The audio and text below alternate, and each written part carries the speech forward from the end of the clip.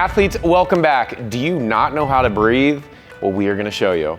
So breathing is one of the most important things that you can do in a workout, and it's something that people often neglect because we get too focused on the movement that we're doing and we're thinking about the mechanics, and before we know it, we've done 5 reps, we've held our breath, and we're about to pass out. So what we are going to be talking about today is a way to simplify this, give you some cues you're going to be able to follow, and make you a better athlete and better person all around. Because if you're breathing, you're doing pretty good. So we got TJ with us. So the first thing that we're gonna do with TJ is I'm just gonna have him practice breathing right now. So what he's gonna do is he's gonna take a couple deep breaths for me. And then he's just gonna think about his day and relax. Perfect. Now, what we're gonna do is that I'm gonna have TJ show you the way that people usually breathe when they think they're breathing correctly, but it's actually incorrect. He's gonna take a nice deep breath and his shoulders and his chest get really big, but the issue with this, you can breathe out, is that we have not stabilized ourselves at all. So what we've done is we put a bunch of air up here, and then when you lift, you get tomato face and it feels like your head's gonna pop off. That's because you have not braced properly.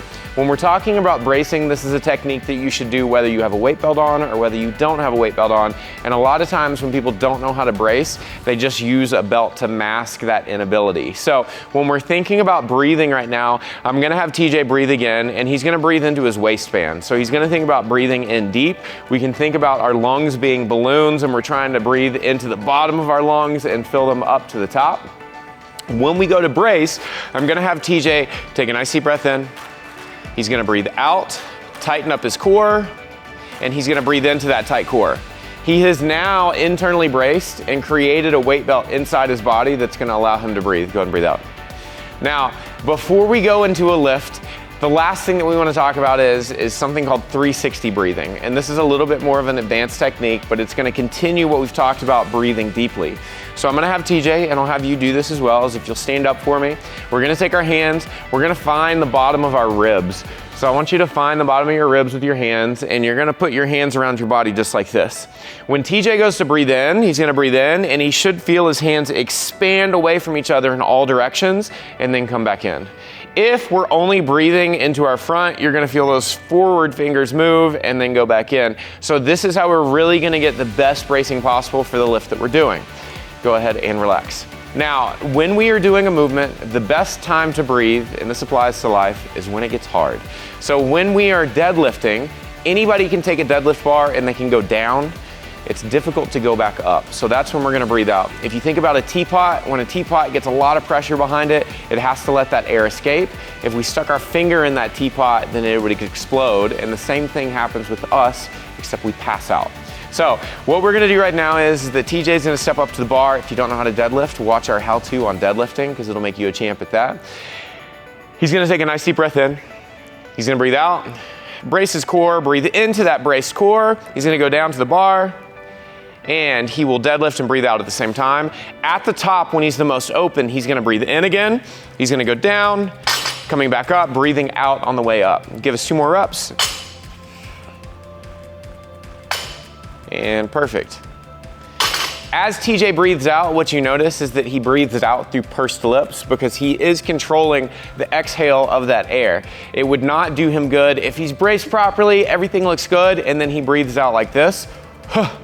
Because he's lost all his air in the first part of the deadlift. We have to portion that out through the entire lift so that we can maintain that internal bracing that we've created from the beginning.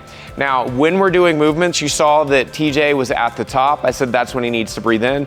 This is when he's the most open. When we go down into that deadlift, we're collapsed now, or we're compressed with those arms against our body, and it's difficult to breathe here. So always think at the top of that deadlift, we're gonna breathe in, go down, you're nice and braced, breathe out. Now, we can apply the breathing to our front squat and our pressing, and this a multitude of other movements. The only movement that I would not breathe with every rep would be double unders, because you'll probably hyperventilate at that point if you're going fast. So with our front squat, it's gonna be the same thing. Now, what's gonna happen is that TJ's gonna go ahead and take that bar up. He's gonna breathe out, breathe into a braced core. He's gonna squat and breathe out on the way up. Good, again. One more. Good job, and bring the bar down. And this is pop quiz. Is it harder in a squat to go down or come up? Anybody? Anybody? coming up. That's correct. That one person that just said that. So always think about the movement. Where's the place that you could potentially fail? And granted, you could fail going down in a squat, but more likely it's gonna be trying to fight that barbell back up. Now what's gonna happen is that TJ is gonna show us one more movement with this. He's gonna take the bar to his rack position and we're gonna go into a few presses overhead. He's gonna breathe out, brace his core, breathe in, and he'll press and breathe. Good, and bring the bar back down. Good, I want him to take a breath when he is locked out overhead. And good. Perfect, and relax.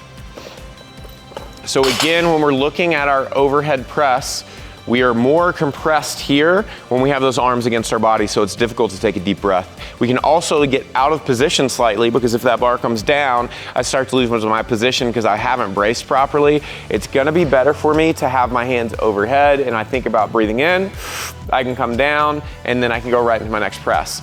As a little bonus piece, that anytime that you're doing an overhead movement and you're cycling it, whether it's shoulder press, push jerk, thrusters, you wanna think about breathing in when you're overhead and even take a slight pause, because this is the way the pros do it. If you time that breathing so you're taking a breath with every rep, you're gonna be able to hang on to the bar longer because it's not just muscle fatigue. You get to a place where you get hypoxic and it's almost like you're drowning. Your body goes into that fight or flight reflex and the flight is dropping the barbell and stepping back and going to the chalk bucket and looking where everybody else is in the workout compared to you. So think about keeping that breathing consistent. This is a skill, so it's not gonna happen overnight. You do have to be conscious about it, but it's one of those things that if you practice it enough and then you realize the benefit that you're getting from it and you associate it with that better performance, it will become an automatic response for you. So that is everything that we have for breathing for you today. Thank you for joining us. We look forward to seeing you next time.